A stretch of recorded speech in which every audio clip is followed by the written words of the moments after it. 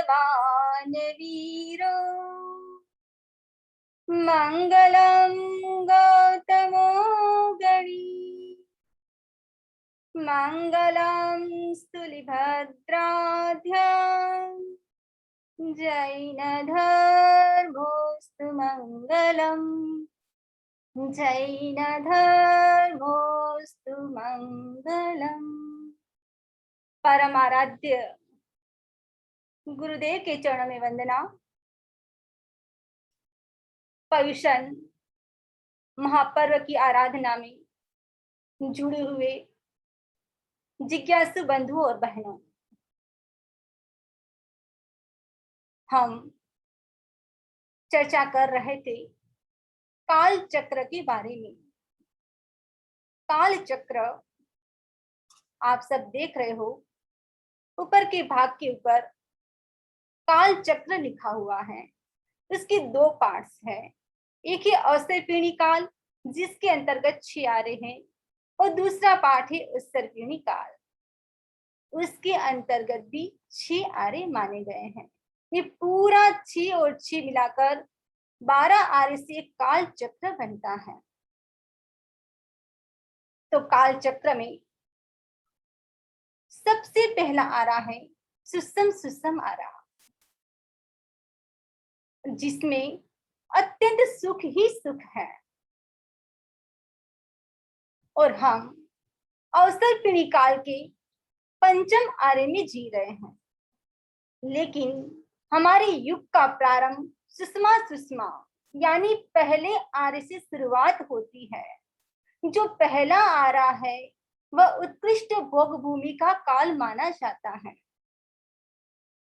जो पहला आरा है सुसम सुसम, उसकी समय अवधि है 4 करोड़ी सागरोपम। वैसे जो अवसर्पिणी काल है वह 10 करोड़ी सागरोपम का है, और उत्सर्पिणी भी 10 करोड़ी सागरोपम का है।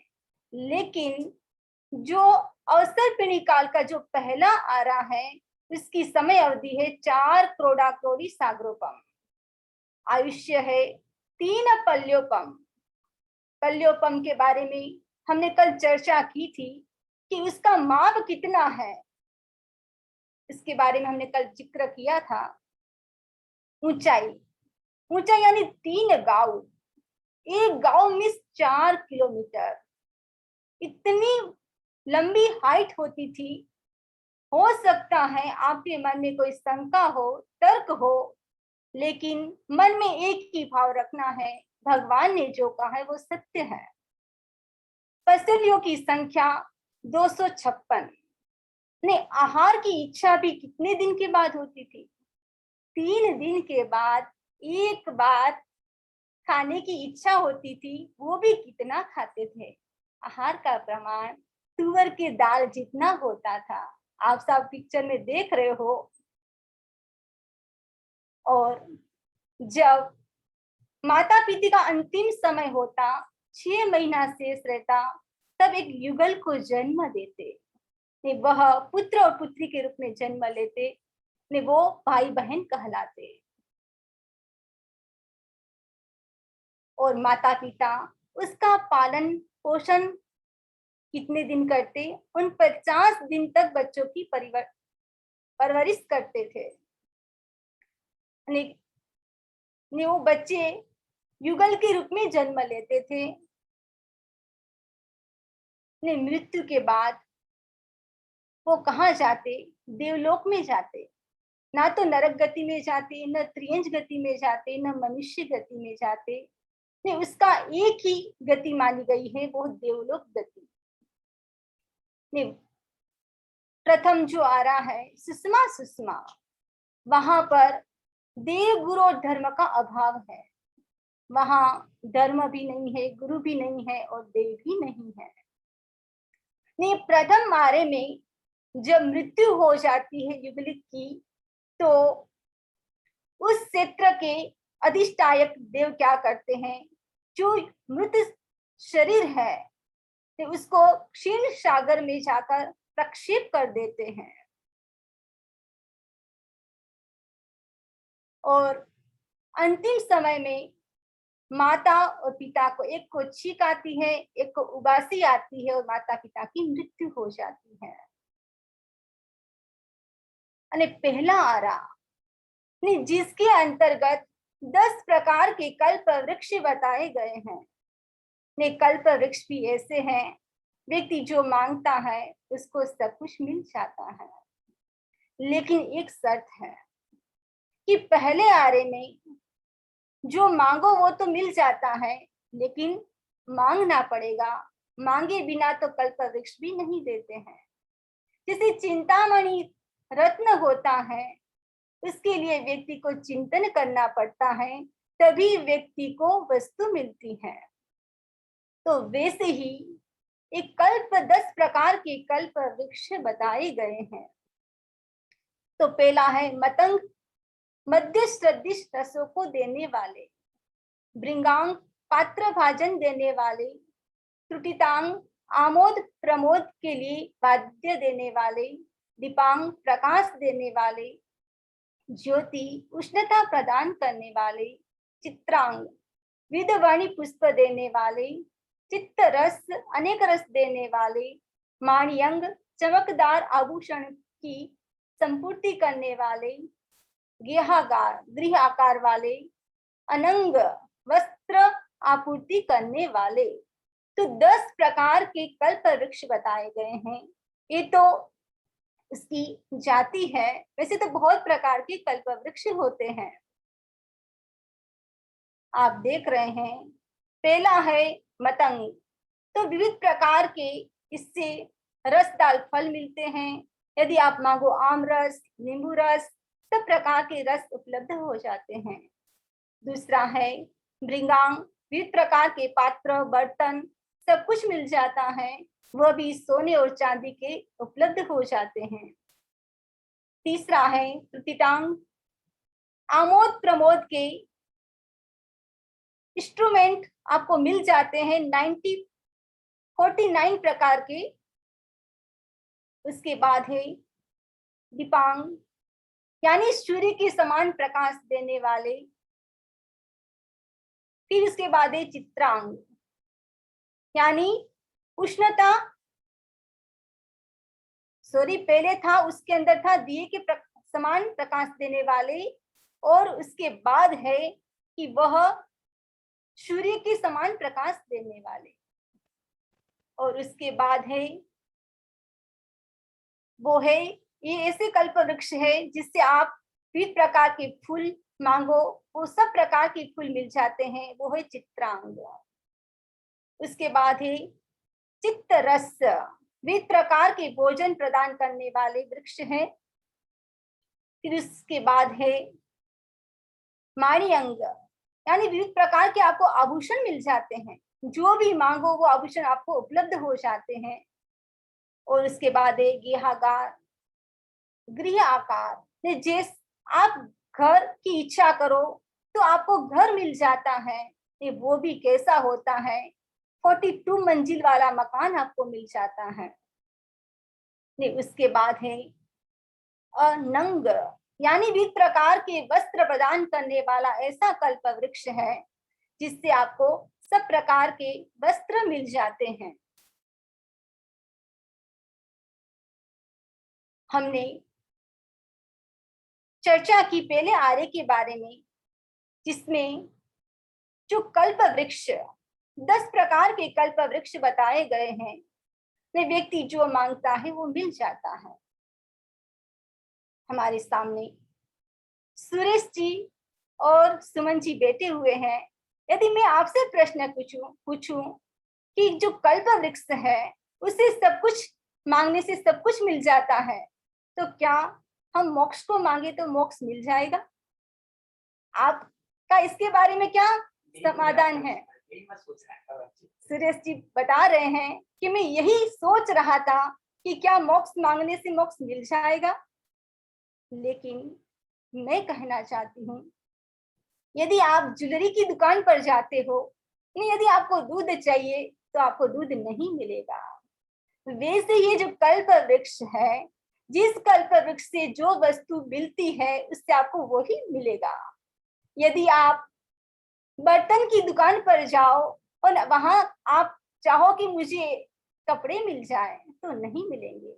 वैसे ही एक जो 10 प्रकार के कल्प वृक्ष बताए गए हैं, उस कल्प वृक्ष से जो वस्तु प्राप्त होती है वही वस्तु मिल सकती है। नहीं, वहां पर रहने वाले योगलिक जानते हैं किस कल्प वृक्ष से क्या मिलेगा, वो उसको ही मांगते हैं। हम तो पंचम काल में जी रहे हैं, लेकिन ये पहला आ रहा योगलिक काल कितना सुंदर है, आप सब सोच सकते हो। लेकिन आप सोच रहे होंगे कि पंचम काल भी अच्छा है, इंटरनेट का युग है, लैपटॉप है, मोबाइल है, घर बैठे ऑनलाइन से लेक्चर सुन रहे हैं, देश विदेश में बैठकर लेक्चर सुन रहे हैं। लेकिन ये तो पंचम काल है, हम तो पहले आरे की बात कर रहे हैं। नहीं, जो पहला आ रहा है वो ऐसा है कि वहां पर व्यक्ति को श्रम नहीं करना पड़ता। ना तो लेडीज को किचन में खाना बनाने की जरूरत है, ना तो जेंट्स को जॉब और बिजनेस करने की जरूरत है, यानी बिल्कुल श्रम करने की जरूरत नहीं है। यानी पहला आरा ऐसा उत्कृष्ट भोग भूमि का काल माना जाता है। अने वहां की जो पृथ्वी है उसका रस, रंग, गंध, स्पर्श भी एकदम उत्कृष्ट माना गया है। अने वहां पर इस प्रकार के कल्प वृक्ष है तो किसी को किसी प्रकार की संग्रह करने की जरूरत भी नहीं पड़ती है। उसके बाद हम चर्चा करें तो है दूसरा है सुसमारा। नहीं, इसमें भी कल्प वृक्ष तो होते ही है। नहीं, भोग भूमि का आनंद ऐसा है कि सब कुछ रेडीमेड मिलता है। ये दूसरा आ रहा वो है कैसा है, सुसम। जो पहला आ रहा था वो सुसम सुसम, इसमें बहुत ज्यादा सुख था, इसमें थोड़ा सा कम हो गया है लेकिन सुख ही है। और इसकी समय अवधि है 3 करोड़ा कोड़ी सागरोपम। पहले में 4 था और दूसरे में 3 करोड़ा कोड़ी सागरोपम हो गया। आयुष्य है 2 पल्योपम, ऊंचाई है 2 गाव, पसलियों की संख्या है 128। आहार करने की इच्छा 2 दिन के बाद होती है, वो भी कितनी, उसका प्रमाण है बोर के दाने जितना। और माता पिता केवल 64 दिन बच्चों की परवरिश करते हैं। ने वो भी युगल के रूप में जन्म लेते हैं और मृत्यु के बाद निश्चित वो देवलोक में जाते हैं। दूसरी आर्य में देव गुरु और धर्म का अभाव रहता है। तीसरा आरा वो है सुसम दुखम, पहले सुख फिर उसके बाद क्या हो गया, दुख शुरू हो गया। तो इसमें सुख तो ज्यादा है लेकिन दुख थोड़ा है। इसकी समय अवधि है 2 करोड़ा कोड़ी सागरोपम, आयुष्य है 1 पल्योपम, ऊंचाई है 1 गाव, पसलियों की संख्या है 64। आहार की इच्छा 1 दिन के बाद होती है। इसका प्रमाण भी है आंवले जितना, बस इतना खाता है तो व्यक्ति को तृप्ति हो जाती है। ये माता पिता केवल 71 दिन बच्चों की परवरिश करते हैं। उसके बाद माता पिता, एक को छींक और एक को उबासी आती है और मृत्यु हो जाती है। तीसरी आर्य में मृत्यु के बाद 4 गति में या मोक्ष गति में जा सकते हैं। जो तीसरे आर्य का जो अंतिम समय है उसमें धर्म, देव गुरु और धर्म की उपस्थिति, क्योंकि तीसरे आर्य के अंत में किसका जन्म हुआ आप सब जान सकते हो। 24 तीर्थंकर में पहले तीर्थंकर का जन्म तीसरे आर्य के अंतिम समय में होता है, जब 84 लाख पूर्व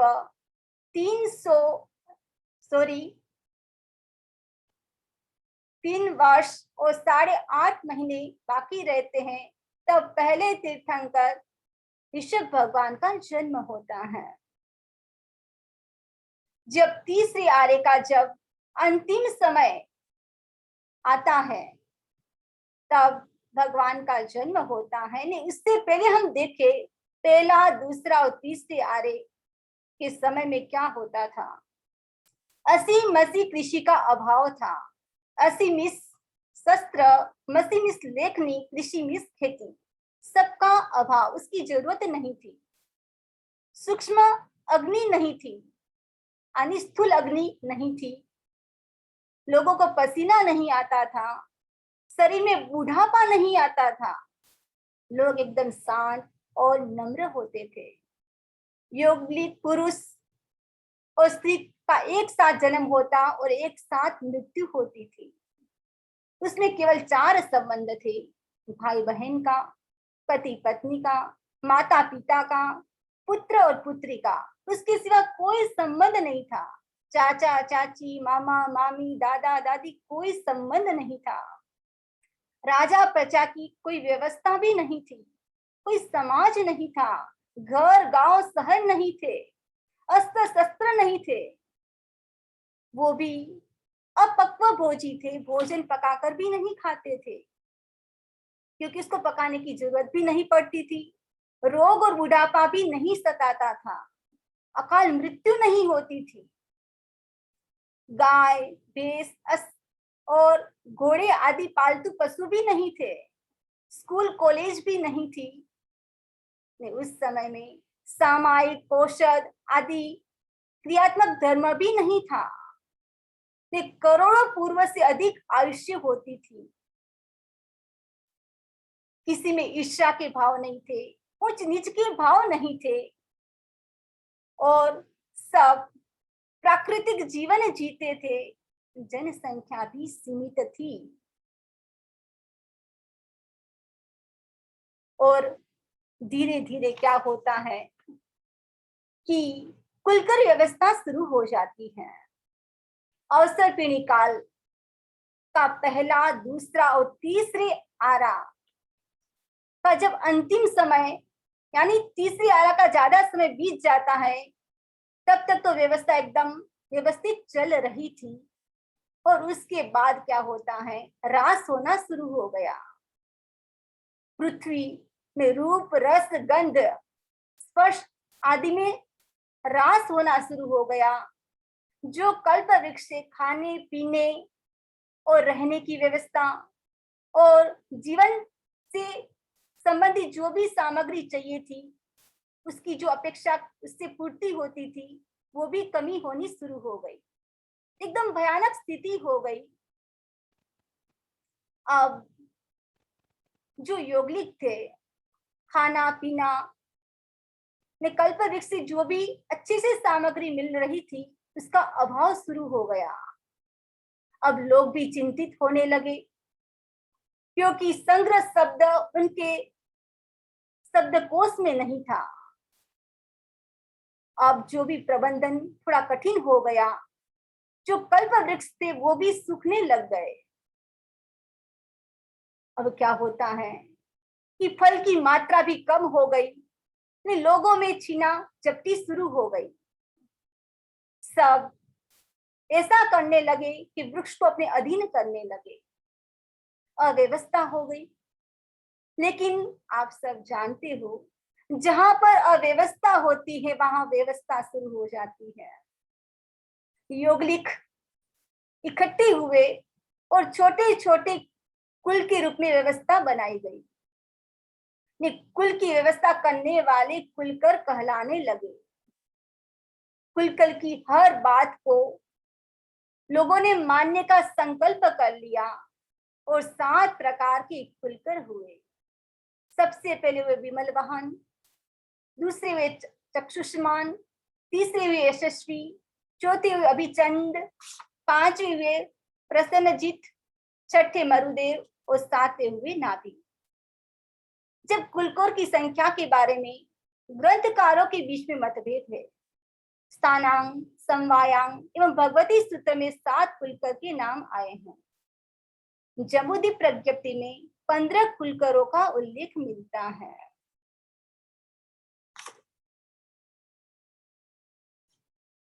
अब तीसरे आर्य का यानी पल्लोपम का 8वां भाग शेष रहा, तब 7 कुलकर उत्पन्न हुए। उसके पहले कुलकर विमल वाहन हुए। आवश्यक निरुक्ति में एक प्रसंग आता है, इसका वर्णन मिलता है। एक बार वन में एक सफेद हाथी जा रहा था। सफेद हाथी ने एक युगल को देखा। ने पूर्व भाव की मैत्री के कारण उसको अपने पीठ पर बिठा लिया। ने जब एक योगलिक ने उसको देखा, तब उनको लगा कि यह योगलिक तो हमसे भी ज्यादा शक्तिशाली है। उज्जवल वाहन के ऊपर आरूढ़ होने के कारण उसको विमल वाहन की उपमा दी गई। और तीसरे आर्य के अंत में शांति नहीं थी, अव्यवस्था थी, इसीलिए पहले कुलकर का नाम विमल वाहन रखा गया और उन्होंने सब प्रकार की व्यवस्था शुरू कर दी। अब व्यवस्था में दंड व्यवस्था शुरू हुई। तो जो पहले कुलकर थे विमल वाहन, उसके समय में कोई भी अपराध करता तो उसके लिए क्या किया जाता? इतना कहा जाता, हाँ यानी हाकार, तुमने ऐसा किया है। बस इतना शब्द बोलते ही ऐसा लगता कि बहुत बड़ा दंड दे दिया है।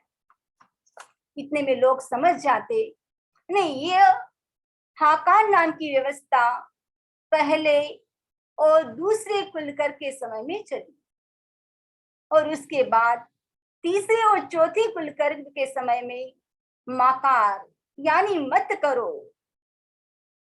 बस इतना सा बोल देते, तब उसको लगता कि मुझे बहुत बड़ा दंड दे दिया है।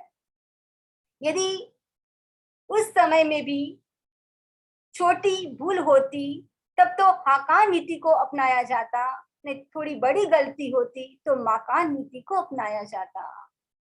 और पांचवें, छठे और सातवें जब खुलकर आए, उस समय में हम देखें तो उस समय में धिक्कार नीति चली और सबसे छोटी भूल करते तो हाकार दंड व्यवस्था की जाती, और उससे ज्यादा बड़ी गलती होती तो माकार इस प्रकार का दंड दिया जाता, और उससे ज्यादा बड़ी भूल होती तो धिक्कार, इस प्रकार उसको दंड दिया जाता। इस प्रकार दंड व्यवस्था चलती है। लेकिन क्या होता है, अंतिम कुलकर थे नाभि। 7 कुलकर में धीरे धीरे कल्प वृक्ष से जो फल मिल रहे थे वो भी मिल रहे थे वो भी अच्छे से मिल नहीं पा रहे थे। लोग परेशान थे और झगड़ा शुरू हो जाता है। ने सब खुलकर मिलकर नाभि के पास आ रहे थे, लेकिन जो नाभि थे उस व्यवस्था के बारे में अच्छे से चिंतन कर रहे थे, मन में खिन्न हो रहे थे कि मैं कैसे इस व्यवस्था को अच्छे से संभालूं, लेकिन वो भी संभाल नहीं पा रहे थे। ने क्या होता है कि अंत में राजा नाभि के घर में, उनके घर पुत्र का जन्म होता है, ऋषभ। वो आगे जाकर किस प्रकार राजा बनते हैं, इसके बारे में हम चर्चा करेंगे।